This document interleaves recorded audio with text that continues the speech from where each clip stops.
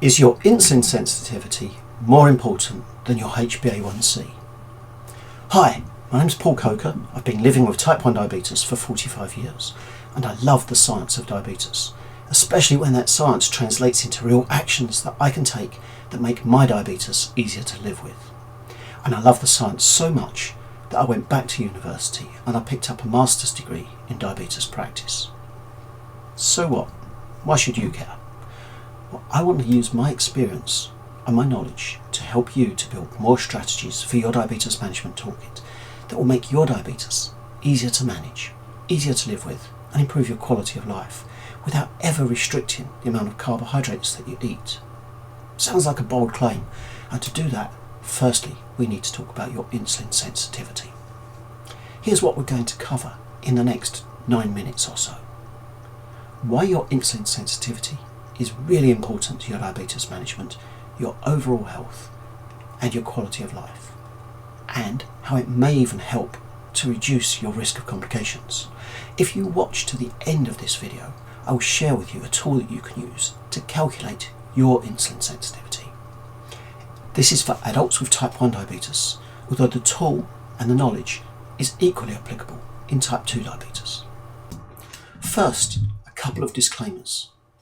I'm not a healthcare professional. I've never been a healthcare professional. I can't help you with your insulin requirements, your insulin needs, or any other medical needs. In other words, you must always seek qualified medical help when it's appropriate to do so. Second, I'm going to switch between using the terms insulin sensitivity and insulin resistance. How are they different? They're two sides of the same coin. We measure your sensitivity to insulin, but your results are reported in terms of insulin resistance, but essentially they're the same thing. If you're like most people living with diabetes, you want to make your diabetes a little bit easier to live with. And of course, that's going to improve your quality of life. And this probably won't be the first presentation that you've ever seen about diabetes. And to be honest, most of what you've seen, you've probably found disappointing, especially when there's a sales pitch at the end for cinnamon or okra to cure your diabetes. This will be different, and here's how. First, this is based upon peer-reviewed studies that included 19,201 adults living with type 1 diabetes. Second, the evidence measured insulin resistance, actually it measured insulin sensitivity and reported insulin resistance and diabetes outcomes for up to 7 years. And that means that those studies had large populations over a long duration. Generally speaking, that suggests that the data from them is good and probably represents your experience of living with diabetes. Third, the only sales pitch you're going to find here is an invitation to calculate your own insulin sensitivity. Why is insulin sensitivity important, especially in type 1 diabetes? Well, there are many reasons. The one you're going to notice first is that the more sensitive to insulin you are, the more predictable your insulin will be. In simple terms, that means that you're likely to have fewer of those occasions where your insulin seems like it's turned to water. You know those occasions where your blood glucose level is really high and you give a shot of insulin and nothing happens. And then you give another shot of insulin and nothing happens. And you end up giving these huge amounts of insulin, sometimes called rage boluses. And then a few hours later, bang, your insulin starts working and you end up with a hypo. And it's awful, isn't it? What if we could do something to reduce how often that happens? What if we could do something to reduce how severe they are? When your insulin seems like it's turned to water, it's often a sign that you have some temporary insulin resistance. However, you may also be experiencing a long-term form of insulin resistance. Wait a minute. Insulin resistance is a type 2 thing. Type 1 is about not being able to produce insulin or not being able to produce enough insulin because we've lost the beta cell population, isn't it? Well, that's partly true, but let's go back to the evidence. A study was performed in Sweden that included 17,050 adults with type 1 diabetes, and it followed them for 7 years. The researchers concluded that 51.1% of the population in the study had insulin resistance. That's 51.1% of people living with type 1 diabetes in Sweden had insulin resistance. But so what? Why should you care? Let's be honest, diabetes is hard to manage, isn't it? You don't need something else to worry about. Well, the Swedish research team also concluded that there was a strong association between insulin resistance and cardiovascular disease, which is the biggest killer in people with type 1 diabetes, or in people with all types of diabetes, to be honest. And there was also another risk associated with death from any cause. So it starts looking like it might be quite important. But can you reduce the risk associated with insulin resistance just by having a great HbA1c? In 2021, a study was conducted in the UK, or a study was published that had been conducted in the UK, and it looked at the relationship between insulin resistance, HbA1c, and complications of type 1 diabetes in 2,151 adults. And they did this by calculating something called the estimated glucose disposal rate. We'll talk more about that in a moment.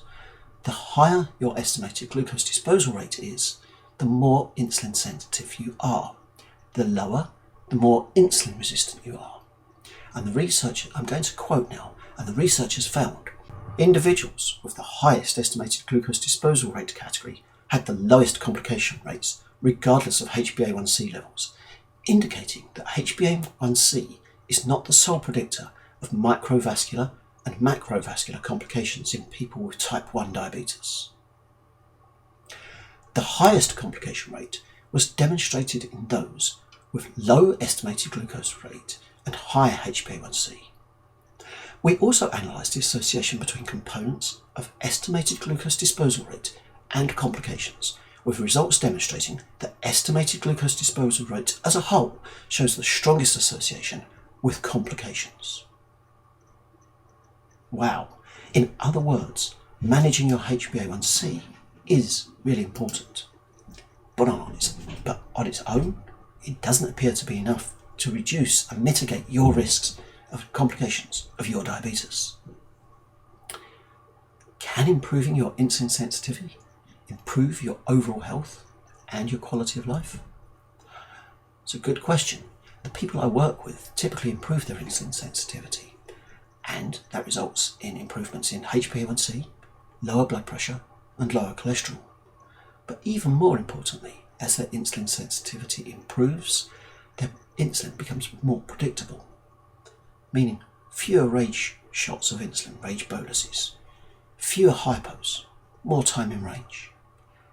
And that means there's less of these incidences where your insulin seems like it's turned to water, and less of those instances where it's suddenly somebody has switched on the insulin tap again. I have no way of knowing what your insulin sensitivity is, what your HbA1c is, what your lipid or cholesterol levels are, what your time in range is right now. So I can't make any promises to you about the exact results you would get in improving your insulin sensitivity. And there is a really important saying in diabetes: if it's not broken, don't fix it. Meaning if you've already got great results, don't change anything. But if you feel that your results could be improved, maybe, just maybe, it is time to fix it. Would it be okay with you if I'm brutally honest? We both know that fear of complications or avoidance of complications from your diabetes isn't likely to motivate you. What really matters to you is what happens on a day-to-day sense, making your diabetes a little easier to manage, making your diabetes a little more predictable, improving the quality of your life.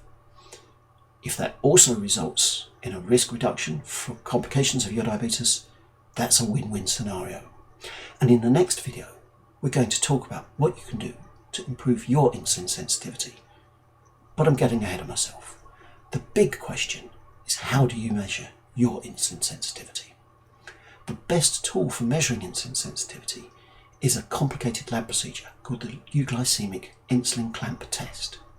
It's difficult to perform, really time consuming for you and the staff that are needed to perform it, and that means it's really expensive. And that means it's not practical to use in a normal clinical setting. It's normally only reserved for research studies.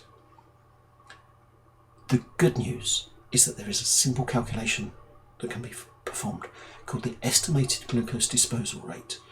And researchers in Sweden and the UK use this, and it appears to give similar results to the gold standard, the euglycemic insulin clamp test. And the even better news is that in a few moments, I'm going to give you a spreadsheet that you can use to calculate your estimated glucose disposal rate using exactly the formula that the Swedish research team used. To get your copy of the spreadsheet, click on the link below this video. Fill in the simple form telling me your email address, and I will email you a copy of the spreadsheet for free.